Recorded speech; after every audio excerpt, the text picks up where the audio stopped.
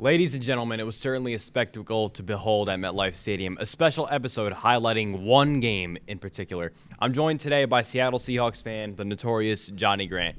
Let's hit it and get it started. I could trip a referee, tell by my attitude that I most definitely from.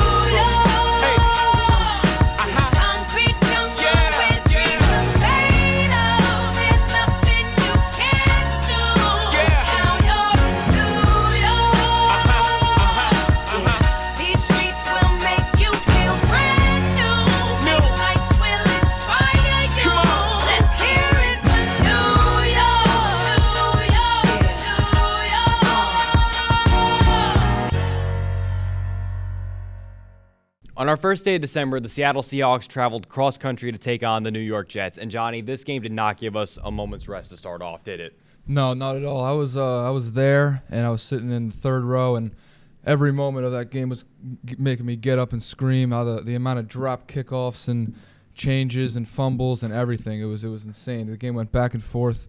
I was sitting there really scared for a big chunk of the game, and then the opposite for the second half. Yeah, and we're going to dive into how all that happened over in East Rutherford, New Jersey. So, to start off, both teams exchanged 3 and outs. Seattle, went out and punted after 1 first down. The Jets struck first, though, as Aaron Rodgers found Devontae Adams for the touchdown. Anders Carlson's PAT was blocked, but they weren't done there because afterwards, Seattle Seahawks D. Williams takes it out off the kickoff, and Kene Ngwangu, forgive me if I mispronounce your last name, that is difficult. Nonetheless, he was the star of the show today. He forces a fumble, and the Jets recover. 1.5-minute drive results in Isaiah Davis' first NFL touchdown.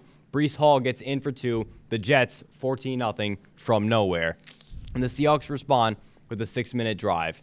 Geno Smith finds A.J. Barner for the touchdown, but the madness of this game was only getting started, and we still had more to unpack.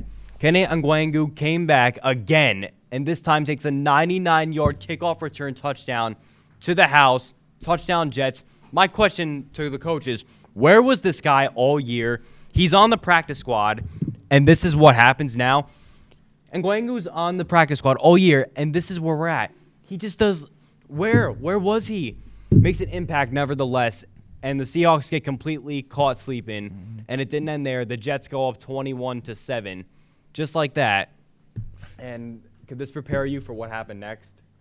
I don't think anything could prepare you for what happened next. I don't think anything could prepare Jay Harbaugh, the Seahawks special teams coordinator, for what happened next. He had to be thrown up in his mouth on the sideline. Absolutely not. And Ngwangu was quiet for the rest of the game as he was only a special teamer, to say the least. Laviska Shenault Jr. thought he was him and took the ball out of the end zone. He tries to answer back. He muffs the ball only to pick it up, stumble, and fumble again. Jets kicker Anders Carlson recovers on the Seahawks 38-yard line. The New York Jets get the ball once more, absolutely dominating the Seattle Seahawks early on. Rodgers delivers a strike across the middle to Devontae Adams after a bad snap with some long strides to the 12. And you just get the feeling maybe the dagger might be coming out sooner than we think. If only you could prepare me, especially, for what was coming next. 2nd down and 8. Aaron Rodgers misses a wide-open Garrett Wilson. Of course he did, and he had nobody near him. And what should have been a walk-in touchdown to potentially bury the Seahawks for good would only prove to be costly for Jets because, Johnny, I'll let you take this one. What happened next?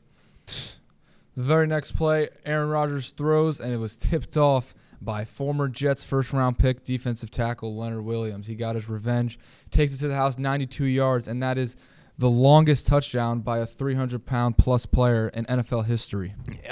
Absolutely absurd. It left me speechless. And Jason Myers gets his kick blocked on the PAT. The turning point in this game, the Jets never score again. A 14-point swing where the Jets could have been up 28-7. All of a sudden is now 21-13.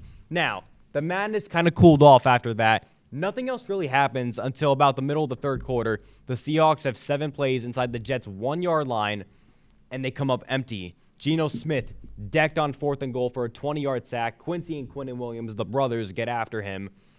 But you would think the Jets, okay, now they get a chance, pull away. No, because Breece Hall would fumble on the ensuing drive. The Seahawks recover. A lengthy drive leads to a Jason Myers field goal after Geno Smith found JSN for a huge gain on 4th and 6. Jets still somehow lead by 2, but the end was still to come. The Jets' offense shut down, and on defense, after multiple fourth down attempts and stops, the Jets' defense folds following a pass interference, horse collar tackle, and an offsides penalty, which kept the drive alive multiple times. And the Seahawks finally break through, scoring through a Zach Charbonnet touchdown. The Hawks go up 26-21 with 5 minutes left, their first lead of the game. And I haven't gotten to see any game-winning drives all year. This wouldn't be any different. Oh, Aaron. Aaron Rodgers took the Jets all the way down to the Seattle 29. The smallest of points make the largest of differences. And Leonard Williams got after Rodgers again. His fourth down pass to the end zone is incomplete and over the head of Devontae Adams. Seattle wins it 26-21. They're sixth straight over the Jets since 2004. How did the Jets collapse? It's really that simple. Penalties, flags, the same thing.